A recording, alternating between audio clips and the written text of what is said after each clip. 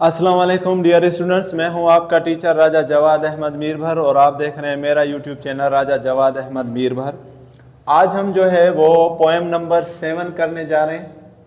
Poem number 7 जो है first year के इंग्लिश का, जिसका नाम क्या है, सिलेक्शन फ्रॉम सुरखाहोरी।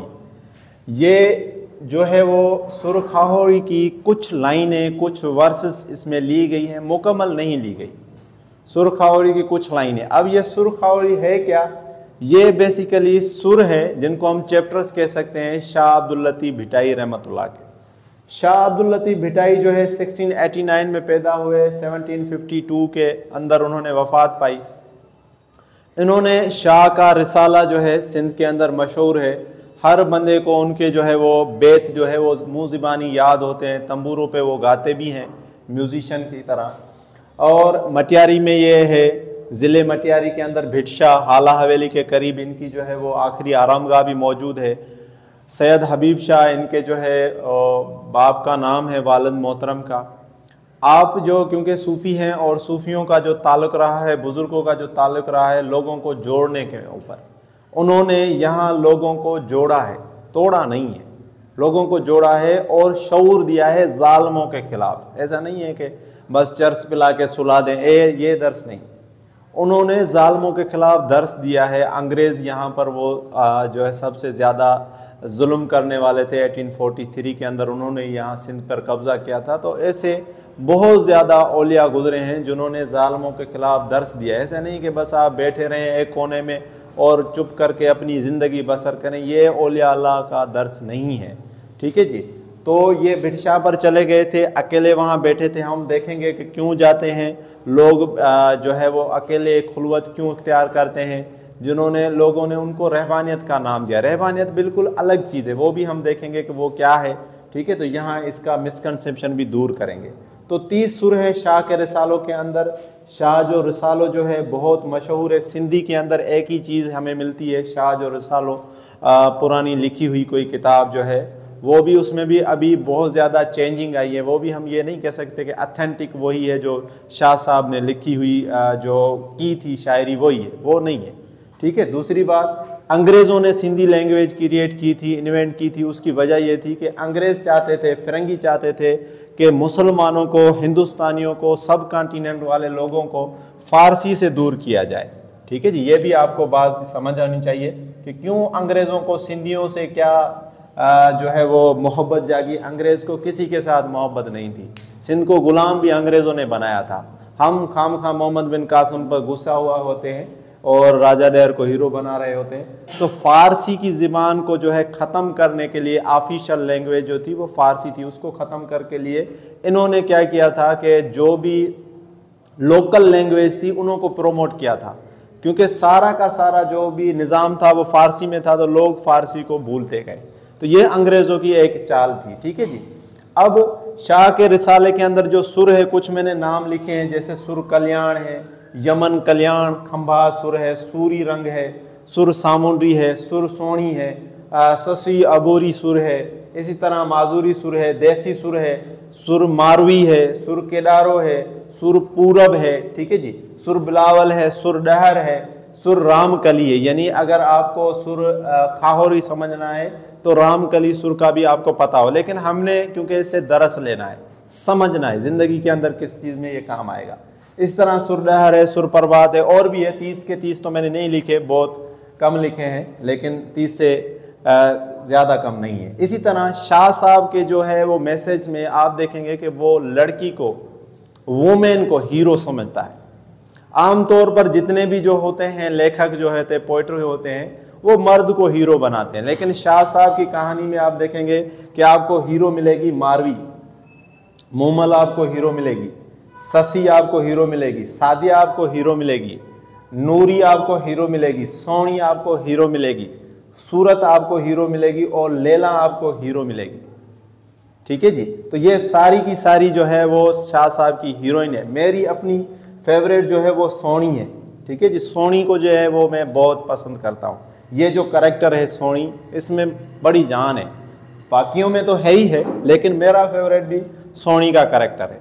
तो ये सारे की सारी चीज़ें शाह के रिसालों में है। औलिया अल्लाह का दर्स होता है मोहब्बत का, वो जालिम के खिलाफ चुप करके नहीं बैठते डेरों के ऊपर, ये आपको पता होना चाहिए। अब सुर जो है खाहोरी, इसका जो मकसद जो इन्होंने लिखा है, क्योंकि इसको ट्रांसलेट किया है बेसिकली प्रोफेसर अमीना खामिसानी ने 1919 से लेकर 2007, ठीक है जी, ये इसका जो है वो टाइम पीरियड है। एजुकेशन सी तालीम की माहिर थी, राइटर भी है, ठीक है जी, एक औरत है, एजुकेशन से राइटर है, एमए इंग्लिश में इन्होंने किया है यूनिवर्सिटी ऑफ सिंध से। फिर ये डिप्लोमा इन्होंने इंग्लिश के अंदर किया लिटरेचर में ऑक्सफोर्ड यूनिवर्सिटी यूके लंदन से, ठीक है जी। तो ये कुछ इसकी जो है वो कुछ कामयाबी थी एज अ राइटर जो है, और इन्होंने शाह के रिसालों को ट्रांसलेट भी किया, बहुतों ने किया है, इन्होंने भी किया है। तो यहाँ जो लाइनें हमने लिखी है वो इन्हीं की ही जो है वो ट्रांसलेशन से हम जो है वो लाइनें जो है वो लेंगे, ठीक है जी। उसके अलावा अब जो है मैं यहाँ से इसको मिटा देता हूँ, क्योंकि ये सारी चीज़ें हो गई, तो कुछ थोड़ी जगह बचे लिखने के लिए। कुछ चीज़ें अगर हम लिखेंगे तो पहले ही बोर्ड जो है पूरा का पूरा मैंने भर दिया है, ठीक है, तो ये चीज़ें हम यहाँ से मिटा देते हैं, ठीक है। अब यहाँ पर जो है टोटल इस बुक के अंदर इसके स्टैंजा कितने हैं, 6 स्टैंजा, जिनमें 5 जो है वो टर्सेट्स हैं। टर्सेट्स हम उनको कहेंगे जिनमें 3 लाइनें। अब आप यहाँ देख कर ना समझे कि ये तो सर 3 लाइनें नहीं है, मैंने लिखा है ऐसे, लेकिन अगर आप अपने बुक को देखेंगे तो 3 लाइनें, ठीक है। और जो हमारे पास चौथा स्टैंजा है वो कपलेट है, एक हमारे पास कपलेट है, बाकी पांचों के पांचों जो है टोटल 6 स्टैंजा है, 3 जो है वो टर्सेट्स हैं और 5 जो है वो टर्सेट्स हैं। टर्सेट्स का मतलब क्या होता है कि 3 लाइन्स, टर्सेट्स का मतलब क्या होता है 3 लाइन्स, और कपलेट का मतलब क्या होता है 2 लाइन्स, ठीक है। अब क्योंकि इस लेसन का मतलब क्या है पहले हम उसको जान लेते हैं। वांडरिंग असेट्स यानी कि दरवेश, इनका क्या मतलब है दरवेश, आप इसको दरवेश कह सकते हैं, ठीक है जी। सूफियज्म भी आप इसको कह सकते हैं, कर लें भाई, सूफियज्म भी इसको हम कर लेते हैं, ठीक है जी, सूफियज्म। इसी तरह इनको अगर हम जामिया नाम दें तो इसको हम कहते हैं तसौफ, ठीक है जी, क्या नाम देते हैं तसौफ, ठीक है जी। तो ये सारे इसके नाम है। अब दीन के अंदर देखें, यहाँ गुलामी वाले दौर में जब से अंग्रेज आए ना फिरंगी, उन्होंने दीन के अंदर जो है ना वो शक और शुबहात पैदा किए। दीन के 3 पिलर हैं, आपने याद कर लेने हैं। शरीयत है पहला पिलर, ठीक है जी, सियासत और तरीकत, 3 पिलर हैं दीन के, शरीयत तरीकत सियासत, आगे पीछे कर लें कोई मसला नहीं। शरीयत तरीकत सियासत, इन तीनों में से एक भी चीज छूट गई तो हम दीन को नहीं समझ पाएंगे। यहां आपको कुछ लोग ऐसे मिलेंगे जो कहेंगे कि भाई सारा का सारा शरीयत है। शरीयत का मतलब क्या है कि बस सिर्फ कुरान पढ़ते रहें, अहादीस को समझते रहें और बाकी चीजें, ठीक है, बहुत अच्छी बात है, लेकिन तरीकत का इनकार करना ये कोई अच्छी बात नहीं, ठीक है। तरीकत क्या होता है, तरीकत बेसिकली ये है कि आप अपने आप को राजी करते हैं शरीयत पर अमल करने के लिए, और सियासत क्या होता है कि इस शरीयत का पूरा निज़ाम बनाया जाए जिस पर पूरी दुनिया जो है वो अमल कर सके आसानी के साथ, सियासत इसका नाम है।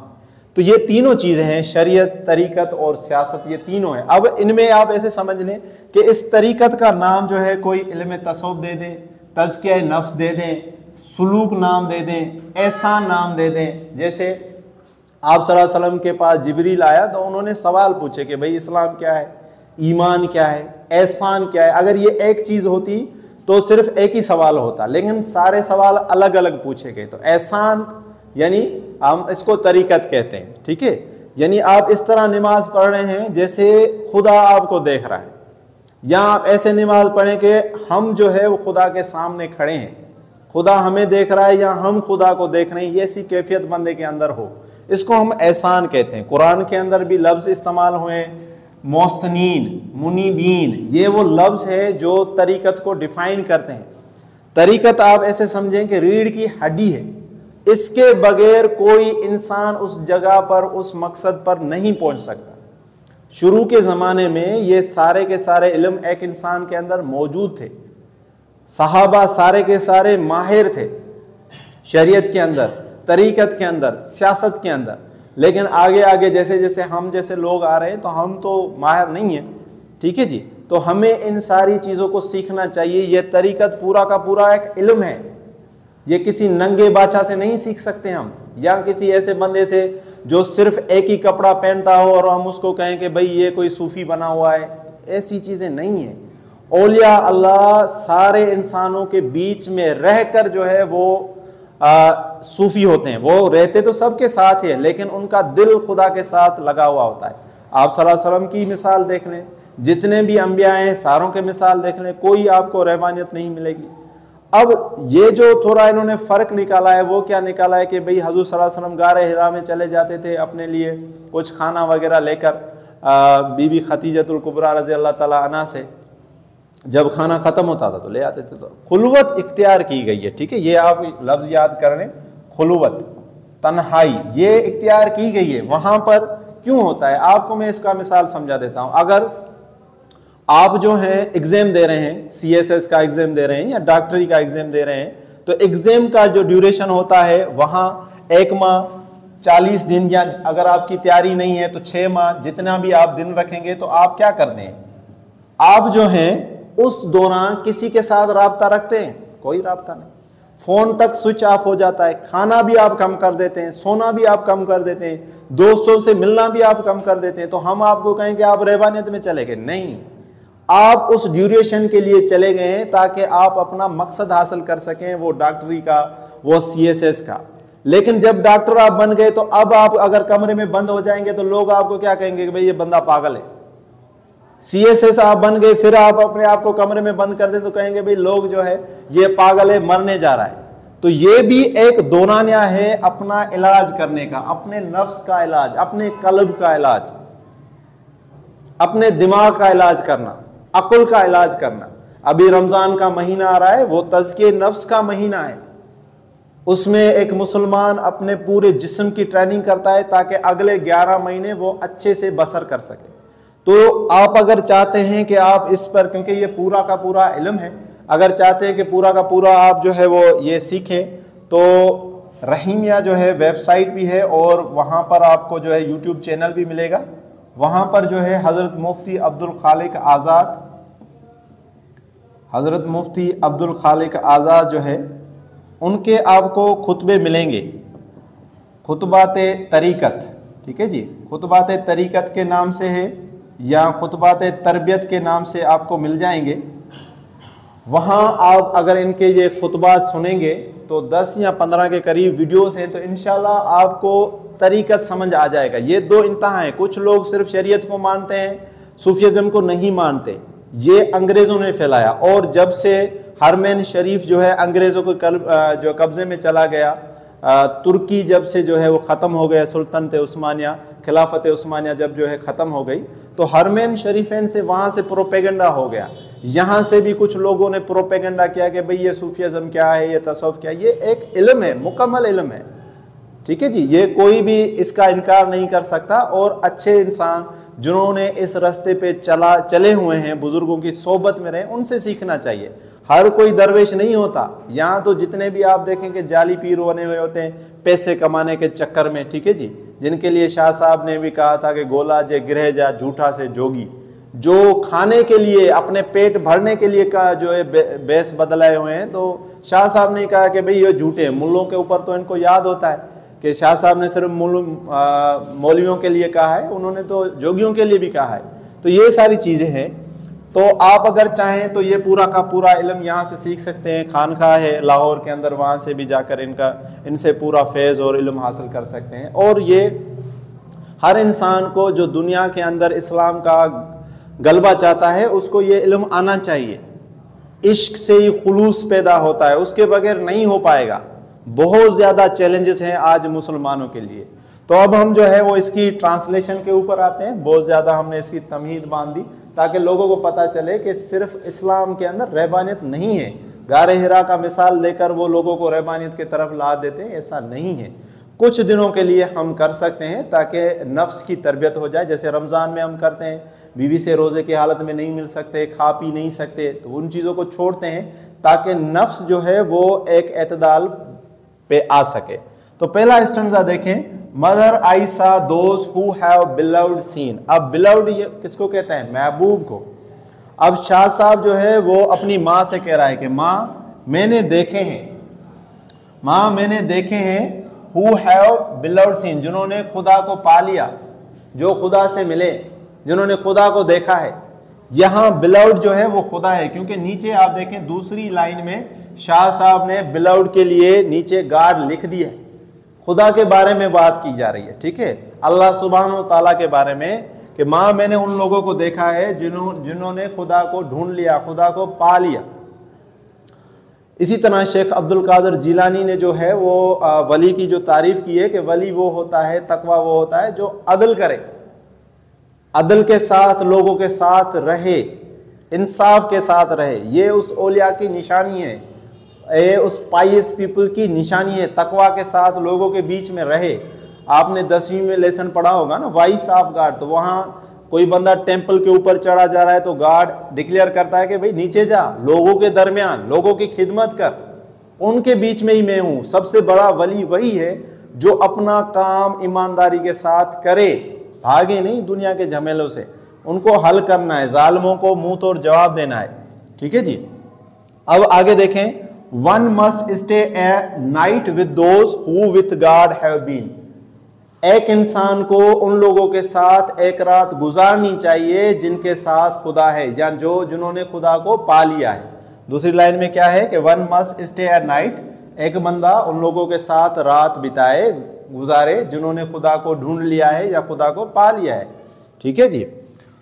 There recognitions becomes a raft in this ocean of the world. अब ये जो बंदे हैं जिन्होंने खुदा को पा लिया है, शाह साहब कहता है कि उनकी पहचान ऐसे ही है जैसे दुनिया के समुद्र में कोई कश्ती आपको मिल गई हो। ये मेटाफर है, ठीक है जी, फिगर ऑफ स्पीच में मेटाफर है, कश्ती, बोट। ठीक है जी। तो उन इंसानों को पा लेना ऐसा ही होता है कि दुनिया के भंवर में, दुनिया के समुद्र में किसी को कश्ती मिल गई हो, अब वो उसमें बैठकर समुद्र को पार कर सकता है। औलिया अल्लाह की सोहबत इंसान को रंग देती है। जैसे अमीर खुसरो ने भी कहा था, छाप तिलक सब छीन लिए, मेरे मौसम नैना मिलाई के। तो ये औलिया अल्लाह का बड़ा जो असर होता है दिलों पर। यहाँ ये सरजमीन हिंदुस्तान औलिया अल्लाह से भरी हुई है, जिन्होंने जालिमों के खिलाफ शऊर पैदा किया, लेकिन अंग्रेजों ने उनको वहां से काट दिया, रहबानियत का नाम देकर और पता नहीं क्या क्या। अब ये तो 3 लाइनें थी। अब आ जाए स्टैंजा नंबर 2, इनके बारे में। खाहोरी प्रिपेयर अर्ली टू डिपार्ट। ये अपने मकसद के लिए सुबह सवेरे जल्दी रवाना हो जाते हैं। डिपार्ट यानी खाहोरी क्या, खाहोरी जो पीपल होते हैं, दरवेश सिफत जो पीपल होते हैं, वो अपने काम पर जल्दी चले जाते हैं। पाकिस्तानियों की तरह नहीं सुस्त बैठे रहें। पिछले 75 सालों से हमारे ऊपर एक जालमाना सरमाएदारी निजाम मुसल्लत है। 3-4 पार्टियां, उनके बेटे पोते तरपोते सारे हमें लूट रहे हैं, हम सो रहे हैं। ठीक है, लेकिन खाहोरियों पीपलों के बात देख लें कि वो जल्दी इस काम में लग जाते हैं कि निज़ाम जुल्म को खत्म करें। ये ऐसे खत्म नहीं होगा, उसके लिए हमने खुद कोशिश करनी होगी। ठीक है जी। तो ये सवेरे ही रवाना हो जाते हैं। कहाँ? सर्चिंग इन द रॉक्स, जबलों में जाके तलाश करते हैं। Reduce to bones they are, अपना जो है मांस को गला सड़ा देते हैं, सिर्फ हड्डे इनके बचते हैं। हालांकि ये ऐसा होगा नहीं। ये हमारे पास है हाइपरबोल, हाइपरबोली है ये। हाइपरबोली का मतलब क्या है कि बढ़ा चढ़ाकर बात करना। यहां से मैं मिटा देता हूं ताकि आपको चीजें अब दिखाई दे। बढ़ा चढ़ाकर बात करना, हाइपरबोली। किसी का भी हड्डा यानी कि हड्डियां सिर्फ नहीं रहेंगी, मांस उसके अंदर कुछ ना कुछ रहेगा। तो वो क्या करेंगे कि अपने आप को सिर्फ और सिर्फ क्या कर देंगे कि हड्डियां रहेंगी। अब ये भी बात समझने की, यहाँ आपको मैसेज जो है फॉरवर्ड मिलेंगे कि भाई जो औलिया अल्लाह होते हैं वो कम खाते हैं, कम सोते हैं, कम बोलते हैं। भाई ये उन लोगों के लिए हैं क्योंकि ये इलाज है। अब इलाज है, जैसे हमारी पाकिस्तानी कौम है, भूखी कौम है। हमारी जो आजकल हालत है, हमारा खजाना खाली, गुर्बत की जो लकीर है हम उससे भी नीचे आ चुके हैं। तो भूखों को और भूखा रखेंगे तो वो तो मर जाएंगे ना। ये तो उन लोगों के लिए है जो हमारे MP है, MNA है, जो असेंबलियों में से टैक्स भी ले रहे हैं, मराते भी ले रहे हैं। उनकी अगर तरबियत हो तो उनको भूखा रखेंगे। वो तो एसियों में सो कर जो है वो हटे कटे हो गए, उनको हम जगाएंगे ताकि उनकी जो है वो रूहानियत जागे, हैवानियत मरे। हर किसी का इलाज ये नहीं होगा कि एक बंदा जो है ही पहले कमजोर अब उसको भी भूखा रखे, तो वो तो मर जाएगा, पागल हो जाएगा। आप देखेंगे कि बहुत सारे लोग जाते हैं चिल्लों में, पागल हो जाते हैं। उसकी वजह यही है कि उनकी तबीयत जो थी, जो इलाज चाहती थी, इलाज उल्टा कर दिया। ये जो तरीकत है ये सारा इलाज है। एक इंसान कमजोर है, वो अगर तेजी से यानी ला इलाहा इल्लल्लाह अगर जो है ज्यादा पढ़ेगा, यानी आवाज से पढ़ेगा, खाना भी नहीं खाएगा, गोश्त भी नहीं खाएगा, तो वो तो मर ही जाएगा, क्योंकि इस जिक्र के लिए आपको खाना चाहिए। तो ये सारा इलाज है, हर बंदे के लिए अलग होगा। नीम हकीम खतरा जान वाला किस्सा नहीं है। यहाँ हर कोई जो है वो ओलिया बना हुआ होता है, जिसे कोई काम नहीं है, बस वो दरवेश बना होता है, कभी भिरू मुंडवा दो, कभी सर मुंडवा दो, और चप्पल भी नहीं वगैरह वगैरह करके जो है लोगों को लूटते रहते हैं। तो आपको ये समझना है कि औलिया अल्लाह जो होता है उसके इखलाक अच्छे होते हैं, वो लोगों के साथ रहता है, अपनों के हकूक अदा करता है, अदल के साथ, जुल्म के खिलाफ शऊर देता है। शाह इनायत शहीद देखें, उन्होंने जो नारा लगाया था, जो खेड़े सो खाए, तो शहीद हो गए। हारियों के लिए वो कहते थे, जब मैं नमाज पढ़ता हूं तो हारियों की सिस्कियां मुझे नमाज पढ़ने नहीं देती। ये ऐसे होते हैं औलिया अल्लाह। ऐसे नहीं है कि खुद जाके कहीं जो जंगल में बैठ जाएं और लोगों पर जुल्म होता रहे, ऐसे नहीं। उन्हें अपनी खानकाहें छोड़नी होती है जब मजलूमों को जो है वो दाद रसी करनी होती है। तो आगे देखें, giving much trouble to their bodies they sought their गोल। वो अपने जिस्म को ज्यादा तकलीफ देते हैं मुराकबे की हालत में, सुलूक की हालत में, जब ये ड्यूरेशन होता तब की बात है, ताकि वो अपना मकसद हासिल कर सकें। लाजमी बात है, बगैर तकलीफ के तो कोई चीज नहीं मिलेगी, लेकिन जब मिल जाएगी तब ये अपने आप को उस हालत से थोड़ा कम ले आएंगे। यानी ये जो सुलूक वाला टाइम होता है, वहां पर जो चिल्ला लगता है या मुर्शिद जो इनके साथ जो सुलूक वाला रास्ता इख्तियार कराते हैं, तो वहाँ ये कम खाएंगे, कम सोएंगे, ज़्यादा इबादत करेंगे, लेकिन उसके बाद कुछ और मसला होगा। ठीक है, अब स्टैंजा 3 देखें, देयर फेसेस आर ड्राई, उनके चेहरे खुश्क हैं। अब लाजमी नहीं है चेहरे खुश है। अभी जो रमज़ान के अंदर जो रोज़ा रखता है बंदा, तो आप देखें वो पानी जो पीता है, तो पानी पीने में वज़ू के दौरान हलक के नीचे नहीं लेता, बाहर फेंक देता है, क्योंकि वो जान रहा है कि खुदा देख रहा है। अब यही कैफियत हमें पैदा करनी है। लेकिन अब रोजेदार को यह भी हुक्म है कि भाई अपना जो है फेस जो है आपने ऐसा नहीं रखना कि दूर से लगे कि देखो भाई भूखा आ रहा है, रोजा रख के इसके हाल देखो, सांसें उखड़ रही। नहीं, बंदे को ऐसे रहना है कि पता ना चले कि किसी को रोजा है। अभी आ रहा है महीना, देखेंगे तो, लेकिन इनके बारे में बताया जा रहा है कि देयर फेसेस आर ड्राई, खुश्क है। ठीक है, and their feet are slippers old and torn, उनकी जो है चप्पलें जो है पैरों के अंदर पुरानी हैं और फटी हुई हैं। They traverse their land that land, वो उस जगह का सफर करके आए हैं where even the knowing ones are lost, जहां पर अगर कोई जानने वाला भी जाए तो वो भी गुम हो जाए, गुमराह हो जाए। ठीक है, भूल भुलैया में फंस जाए, लेकिन ये उस जगह का भी सफर करके आए। तो इसका ये यहां ये मतलब समझ लें।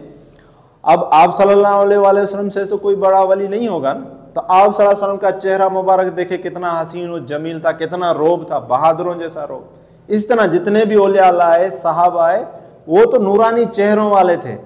ऐसा नहीं है कि अपने जिस्म पे चहक वेक दे के ऐसे काम करें, ऐसा नहीं होता। ठीक है, देयर सीक्रेटिव वंस, वो उनके पुरुषरा लोग जो उन जगहों पे गए हैं क्या करते हैं, टॉक सीक्रेट्स, बताते हैं राज, दैट फार ऑफ लैंड, दूर दराज वाली जमीन से, धरती से। ठीक है, तो यहां तक आप देखें कि टरसेट्स था। अब यहां पर स्टैंजा 4 में कपलेट है, देखें, where not a trace of birds is seen. Again यहां पर भी हाइपर बोली है कि एक सी जगह जहां पर परिंदे का पर ना हो। ठीक है जी, परिंदा भी पर नहीं मार सके। फायर इज लिट, वहां पर आपको आग जली हुई दिखेगी। अब इसका मिसाल ऐसे समझे जैसे आज का यह जमाना है जहां पर सरमाएदारी, मल्टीनेशनल कंपनीज और जालमों के खिलाफ बात करना क्या है, परिंदा भी पर नहीं मार सकता। अब यहां जालमों को अगर कोई चैलेंज करे, जालमों के खिलाफ अगर कोई बात करे, तो वो क्या है, फायर इज लिट। अब ऐसा नहीं है कि आप चाहें कि भाई हमारे यहाँ पे कोई चला गया है और वहां किसी ने लाइट जो है आग जला दी, ये नहीं है। जुल्म के खिलाफ आवाज कौन उठा सकता है, कोई नहीं। लेकिन जो औलिया अल्लाह होते हैं वो ही शम्मा रोशन करते हैं, उनका हक बनता है। ऐसे नहीं है कि बस ये कहते रहे कि भाई ये क़यामत वाला अजाब आ रहा है, क़यामत की निशानियां पूरी हो गई हैं, अपने अमाल ठीक करो, ऐसा नहीं, जालिम को जो है वो रोकेंगे। आखिर में देखें, who save a group of ascetics, कौन है दरवेशों के सिवा, कैन किंडल इट, जो इस लाइट को जलाए, शमा को जलाए।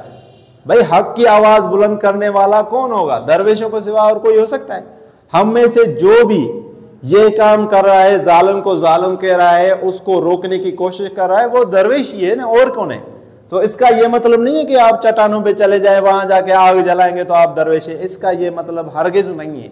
आज यहाँ पाकिस्तान के अंदर 8 अरब लोगों के अंदर, अफ्रीका के अंदर जिस्मों के ऊपर सिर्फ हड्डियां बची हुई हैं, उन लोगों के खिलाफ कोई आवाज उठा रहा है तो वो दरवेश से कम थोड़ी ना है। तो ये कॉन्सेप्ट है यहाँ का समझने का कि हमने जालिम के खिलाफ आवाज उठानी है, चुप करके नहीं बैठना, अपनी आरामगाह को छोड़ना है। चलो जी, 5वां स्टैंजा देखें।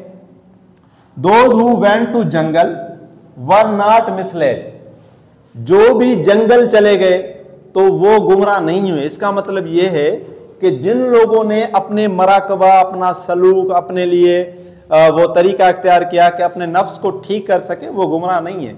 वो किसी मुर्शिद की खानकाह में भी आप कर सकते हैं, लाजमी नहीं है कि जंगल में जाएं, किसी ऐसी जगह अपने घर के अंदर कोई ऐसा कोना पकड़कर वहां पर आप वो कर सकते हैं, ताकि नफ्स के ऊपर कंट्रोल आए, कल्ब के ऊपर कंट्रोल आए, अकल के ऊपर कंट्रोल आए, आप शरीयत पर दिल से अमल कर सकें। आप देखें, अगर अमेरिका के अंदर अगर लाइट चली जाए तो हजारों औरतों की असमत दरी हो जाती है, क्योंकि वहां पर लॉ एंड ऑर्डर सिर्फ लाइट को देखकर होता है।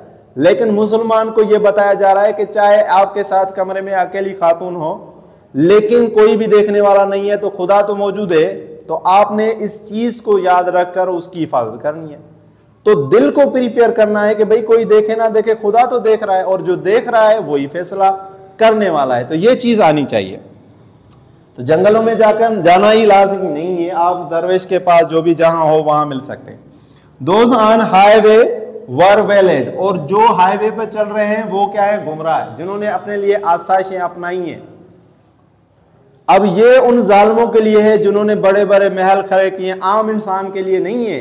आम इंसान को तो आसानियां चाहिए, वो अच्छी बीवी भी चाहता है, अच्छा मकान भी चाहता है, रोजी भी चाहता है।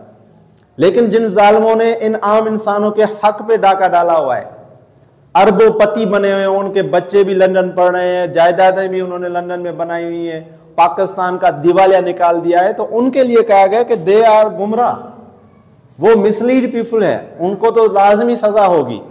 आगे देखें, those who gave up bath the words, again ये मेटाफर है और हाइपरबोली है कि जिन्होंने दोनों दुनियाओं को छोड़ दिया। अब कोई भी दोनों दुनियाओं को छोड़ नहीं सकता, लेकिन यहां ये मतलब ये है, जिस तरह राबिया बसरी के हाथों में पानी और आग लेकर वो चली गई और उन्होंने कहा कि जो लोग खुदा की इबादत इसलिए कर रहे हैं कि दोजक से बचे, तो मैं चाहती हूं कि दोजक को भिजा दूं, ताकि लोगों के अंदर से ये खौफ खत्म हो जाए।